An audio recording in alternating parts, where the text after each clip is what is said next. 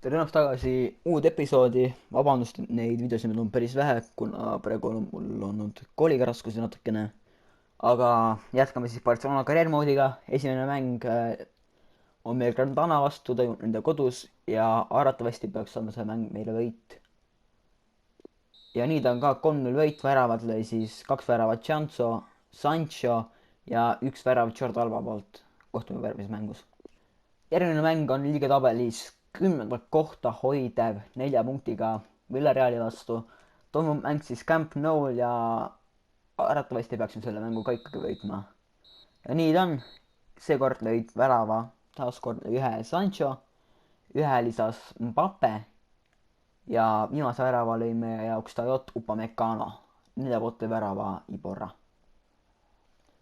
selle episoodi 3. mäng on Getafe vastu ja taaskord oleme kindlalt tugevam tiim. nii on, võidame mänguseisuga 2-0, väravat lõi Neymar ja Piqué. algkoosseisus on tagasi Messi, aga praegu saab vigastada Ter Stegen, mis ei ole just kõige parem uudis, aga õnneks on meil pingi pealt võtta Norberto Neto. selle hooaja teine Champions League'i mäng on Inter Milani vastu ning meie koosseis on siis väravas Neto, paremkaitse Emerson, Piqué, Lenglet keskkaitses ja vasakkaitse Alba. keskväljal on De Jong Tonaliga, ründeliinis on Messi, Sancho, Neymar Junior ja tipus mängib Mbappe. oodame, et see mäng toob meile taaskord 3 punkti ära, et me läheksime seda gruppi juhtima. alustab palliga Kylian Mbappe, leiab Messi ja võtame rahulikult siin.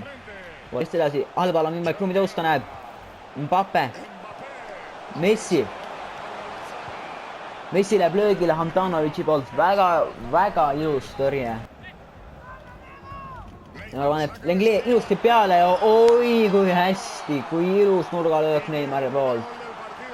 ja siin lööb Lenglet ära. Clement Lenglet lööb oma Champions League'i esimeste värava selles mängus Inter Milani vastu.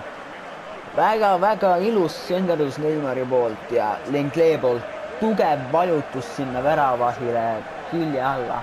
Handanovitšil ei olnud mitte mingisugust aega reageerida. Inter Milanil on siin küll aega mängida nüüd. Piirsus näidata, et saab ikka mängida mööda. Lukaku saab minna. oi, ja Lukaku lööb ilusti ära. Romelu Lukaku lööb siin väljatul kasti joone pealt umbes. ilusti palli sinna taha posti Norberto Netole täie jõuga. Lenglet jäi natuke puudu, et saada kinni. Piqué eksis siin kaitses. Lenglet ei teadnud mida teha ja ei läinud peale piisavalt kiiresti ja Lukaku karistab ära selle olukorra. siin on päris tihe praegu Interi mehed koos. Sancho on just, oi Messi kasti ääre pealt. Messi saab proovida, Messi proovib ja oi Messi lööb ära selle palli sinna Handanovicile. ja Messi poolt ilus värav. mängitud on 35 minutit. ja seis on 2-1, see mäng tuleb vist päris väravate rikas, kui nii jätkub. Mooses tegutseb siin, paneb palli kasti, oi ilus senderus, De Jong on vahel, seal lisab pallile, teine pall. Neto oma lööb palli Messile, Messi leiab Mbappe nüüd. oi, ja siin tuleb kohtuniku üle ära. esimene pool lõpus 2-1.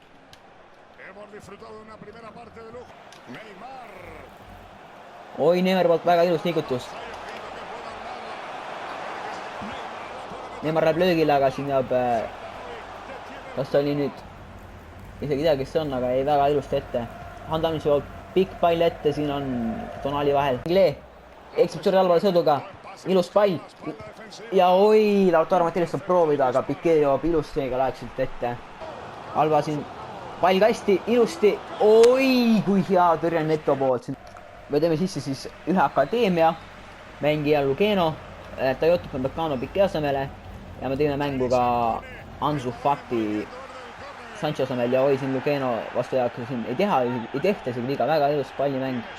Eriksenile De Jong jõuab ette, ei jõua, De Jong on pette peal. oi ja Martinez karistab ära, seis on 2-2.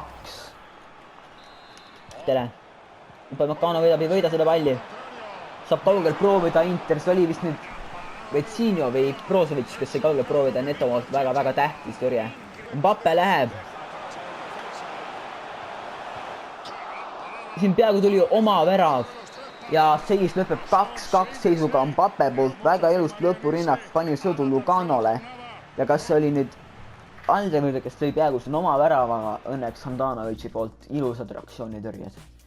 Järgmine mäng on meil siis Sevilla vastu, kes hoiab praegu 4. kohta 16 punktiga. Tuleb arvestada raske tasemega mäng, loodame võita. Hossa, püha.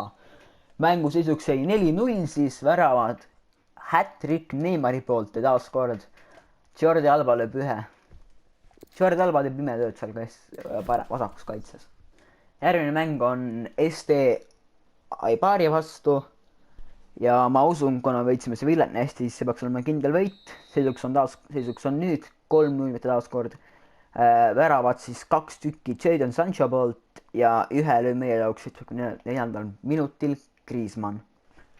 Meie 3. Champions League'i mäng on siis Slavia Praha vastu, kes on grupis 4. kohal 0 punktiga. Tagasi on algkoosseisus meil Ter Stegen taas kord.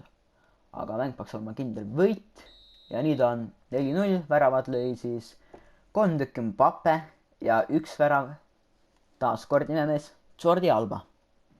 Selle episoodi viimane mäng on El Clasico, mis toimub siis täna küll Camp Nou'l, aga kui me seda mängu ei võida, oleme me liiga tabelis teisel kohal.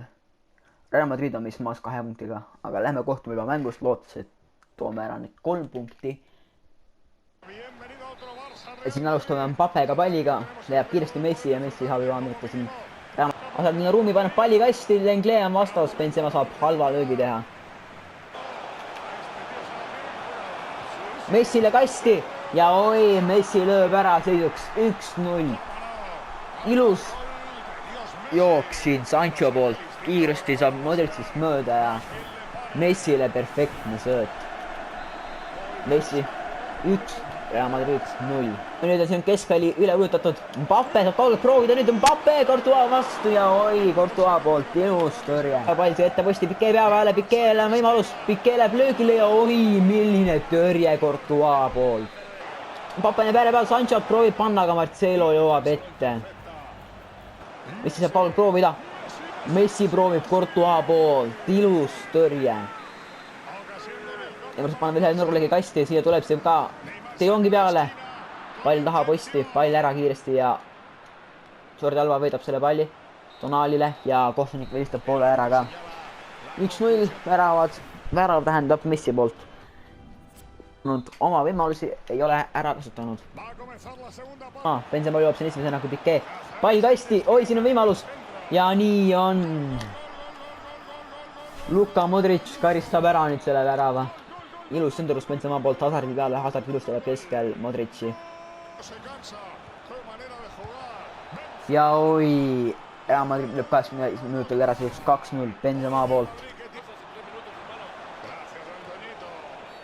Ja on penalti. Piqué annab ära siin 89 minutil penalti. Ma ei ole kindel, kas see oli penalti, kohtunik nägi seda. Ja nii ta on siis, Hazard läheb lööma. Ja Ter Stegen teeb ilusa tõrje siin tähtsal hetkel. Kõik on veel võimalik. Ja siin tuleb kohtuniku vile ka. Seis Real Madrid 2, Barcelona 1.